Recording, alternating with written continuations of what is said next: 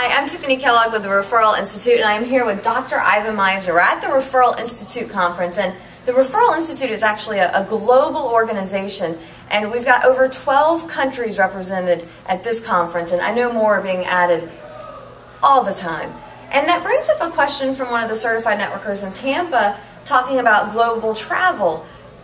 As Referral Institute grows, and as we truly become a world that does networking together versus a town, a city, a state, a country, do you have in your plans a book on networking etiquette? And do you have any tips you would like to share with us? You and your people always have great questions, by the way, really, really good questions.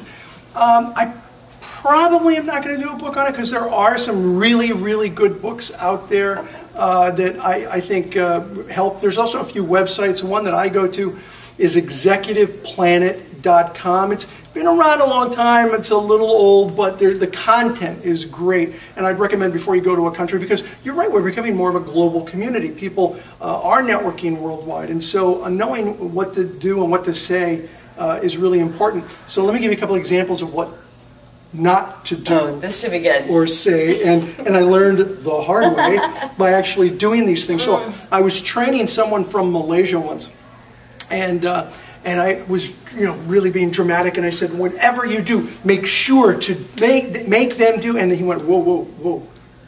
When you come to Malaysia, don't do that. And I was like, why?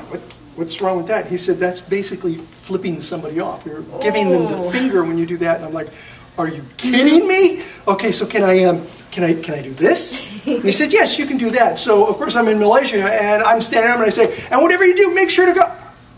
And they're like, what's wrong with him? He's spastic. Right? But the point there is always ask people when you're going to other countries what can be done or not be done, and don't use slang.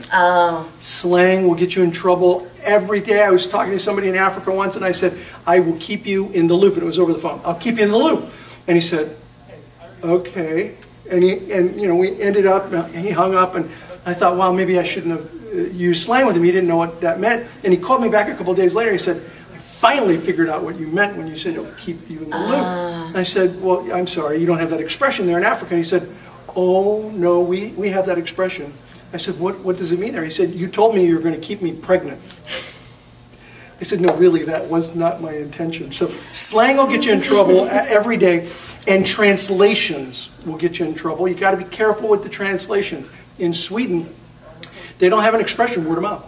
Oh. There is no expression. So they translated it, no joke, mouth to mouth.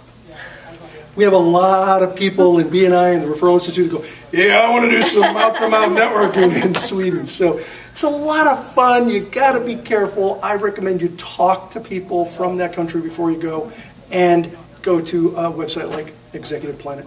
Good questions. Thank you so very much, and thanks for sharing. And where are you jet setting to next? Oh, geez, we're going to be in Canada, Vietnam, Japan. I'm missing a handful of countries. We're going to be all over Asia this year. So, it's different countries, different cultures. We all speak the language of referrals, and we're traveling worldwide. Well, thanks for coming. Safe travels.